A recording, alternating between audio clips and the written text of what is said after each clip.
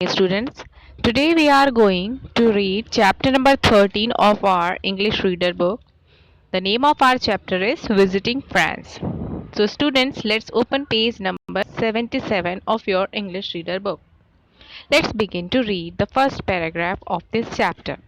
One morning in May, a bright silver and blue jet aeroplane landed at the Charles de Gaulle airport outside Paris, France. Mr. and Mrs. Rajan, with their two daughters, Alisa and Indrani, stepped out into the warm sunshine. The Rajan family had come from India to live for a year in this beautiful country. Mr. Rajan had come to study the French perfume business for the Indian government. Alisha and Indrani Rajan would study in a French school. मई month की एक morning को एक silver and blue jet aeroplane ने Charles de Gaulle airport, जो कि France की country के पेरिस में है, वहाँ लैंड करता है। ओके स्टूडेंट्स, यानी यहाँ पर एक जेट एरोप्लेन जो चार्ल्स डी गैले एयरपोर्ट है जो फ्रांस कंट्री के पेरिस में है, वहाँ पर उतरता है। मिस्टर एंड मिसेस राजन अपनी टू डॉटर्स, जिनका नाम अलीशा और इंद्रानी है, वो एरोप्लेन से बाहर वार्म सनशाइन में कदम रखते हैं। मिस्टर राजन की फैमिली इंडिया से कुछ सालों के लिए इस ब्यूटीफुल कंट्री में रहने के लिए आई थी। मिस्टर राजन को इंडियन गवर्नमेंट ने फ्रेंच परफ्यूम बिजनेस की स्टडी के लिए फ्रांस भेजा था। अलीशा एंड इंद्रानी को भी अब यहीं आके फ्रेंच स्कूल में पढ़ाई करनी पड़ेगी। Now students, let's begin the next paragraph of this chapter. As the taxi took them into Paris, Mr. Rajan told his family something about France. It is about one-fourth the size of India, he said. It is the second largest country in Europe. Russia is the largest.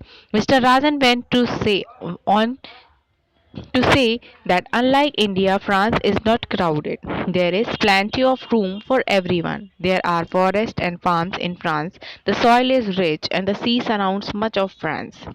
So there is no shortage of food, vegetables, fruits, grain, meat, and fish to eat. France has snow-capped mountains called the French Alps. France also had broad rivers and plains where cattle graze on luscious grass. This dairy farming is also done as the French love cheese. It is a part of their diet. On sunny hillside, juicy grapes from vineyards are harvested and pressed into wine, for which France is famous, added Mr. Rajan.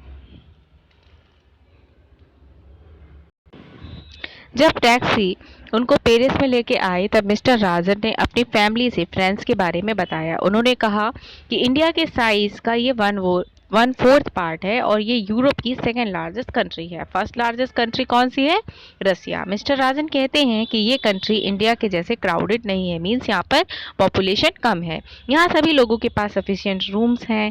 France में forest और farms भी हैं। यहाँ की soil भी अच्छी है क्योंकि फ्रांस सी से सराउंडेड है और इसीलिए यहाँ पर वेजिटेबल्स, फ्रूट्स, ग्रेन, मीट और फिश की कमी नहीं है। फ्रांस में बहुत सारे स्नो कैप्ड माउंटेन्स हैं जिन्हें फ्रेंच आल्प्स कहते हैं। फ्रांस में रिवर्स एंड प्लेन्स भी हैं जहाँ पर कैटल्स ग्रेज करते हैं। फ्रांस में डेयरी फार्मिंग भी की जाती है क्योंकि वहाँ के लोगों को चीज़ बेहद पसंद है। चीज़ उनकी डाइट का पार्ट है। सनी हिल साइड्स पर जूसी ग्रेप्स वाइन यार्ड से हार्वेस्ट किए जाते हैं और फिर उनको प्रेस करके वाइन बनाई जाती है, जिसके लिए फ्रांस बहुत ही फेमस है। France also has large cities and many factories. The country has almost everything that people need for a comfortable and happy life. Suddenly, Indrani pointed at something and said excitedly, "Oh, there is the Eiffel Tower. It looks just like it does on postcards." "Yes, that is right," said Mr. Rajan. "The Eiffel Tower is the symbol of France, just the same way as the Taj Mahal is the symbol of India." France में बहुत सारी बड़ी बड़ी cities और factories हैं इस country में। वो सब है जो उन्हें हैप्पी एंड कंफर्टेबल रहने में लोगों को मदद करता है। सडनली इंद्रानी कुछ पॉइंट करते हुए एक्साइटेडली पूछती है, "देखो, ये ईफल टावर है जो बिल्कुल वैसा ही दिख रहा है जैसा पोस्ट कार्ड्स पर बना रहता है।" मिस्टर राजन कहते हैं कि ईफल टावर फ्रांस का सिंबल है, उसी तरह से जैसे ताजमहल इंडिया का सिंबल है। Now students, we are going to read next page of this chapter. Paris is very beautiful old city. Its white stone building gleam in the sun. The people love the outdoors, especially the parks and gardens. There are parks with ponds where children sail toy boats. In some of the parks there are rows of trees and flowers everywhere. Some of the trees are trimmed so that they look like huge green lollipops. The city is well maintained. That is why the people of Paris are proud of their city. It is also the reason why tourists love to visit this city and speak highly of it. Paris बहुत ही सुंदर city है। इसकी white stone building सन की race में चमकती है।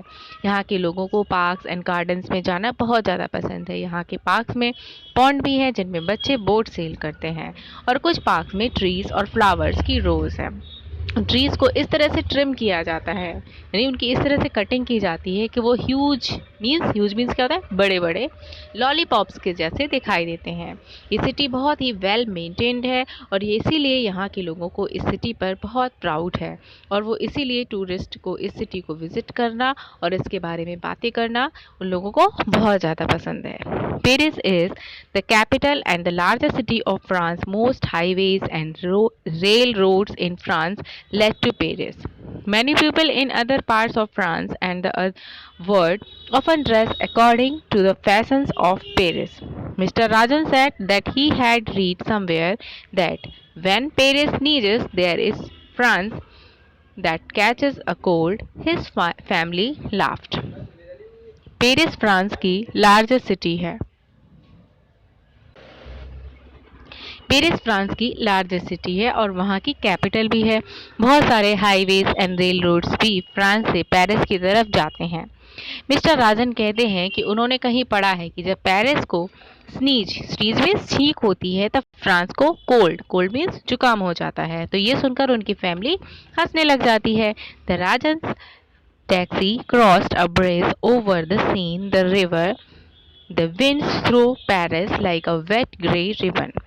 They got out of the taxi and joined the people on the crowded street. They passed sidewalk cafes where people sat at little tables outdoors, eating, drinking, and talking.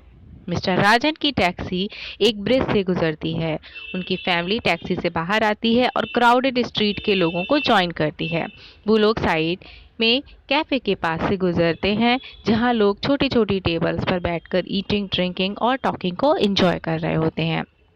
There was much to see in Paris, and Mr. Rajan took the family to visit the Musée du Louvre, one of the finest museums in the world.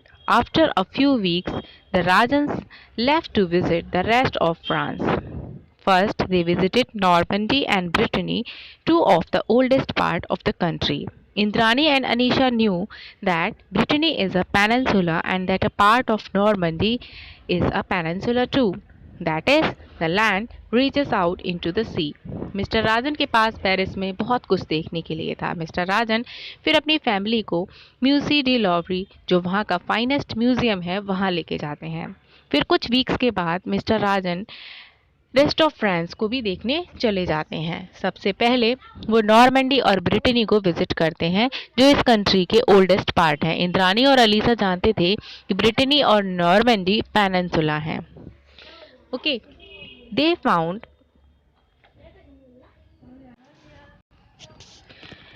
this part of France very cool and pleasant.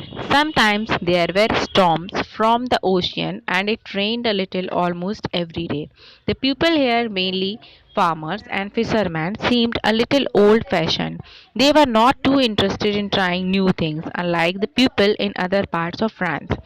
The Rajans enjoy visiting the old seaports. They knew that long ago, in the days of wooden sailing ships, soldiers and colonists had sailed from there. In the last days of the World War II, big guns had thundered here. Bombs had exploded and bullets had ripped through trees and gardens. However, the sea coast and the countryside looked very peaceful when the Rajan family visited them. Mister Rajan और उनकी family को ये part बहुत ही cool और pleasant लगता है। कभी कभी वहाँ पर ओशियन मीन्स समुद्र में स्टॉर्म मीन्स तूफान आ जाते हैं और हर रोज़ वहाँ पे बारिश भी होने लगती है। यहाँ पर रहने वाले फार्मर्स और फिशरमैन बहुत ही ओल्ड फैशंस लगते हैं। वो लोग न्यू थिंग्स को ट्राई करने में इंटरेस्ट नहीं लेते हैं। मिस्टर राजन जब ओल्ड शी फोर्ट को विजिट करने जाते हैं तो उन्हें बहुत उसको इंजॉय करते हैं।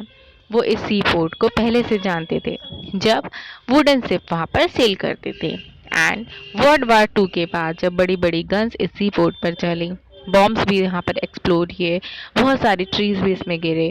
हाउएवर जब मिस्टर राजन की फैमिली ने इस सी कोस्ट एंड कंट्री साइड को विजिट किया तब ये बहुत ही पीसफुल था। So students, now this chapter is finished. I hope you enjoyed this chapter. You know something about Paris and France. Okay, तो यहाँ पे विजिट करते हुए मिस्टर राजन ने हमें फ्रांस एंड पेरिस के बारे में बहुत सी चीज़ें बताई। ओके स्टूडेंट्स, हो you have to read the chapter properly and try to understand it. I will send the PDF of its exercise, so you have to complete the exercise also. Stay safe, stay healthy and keep learning.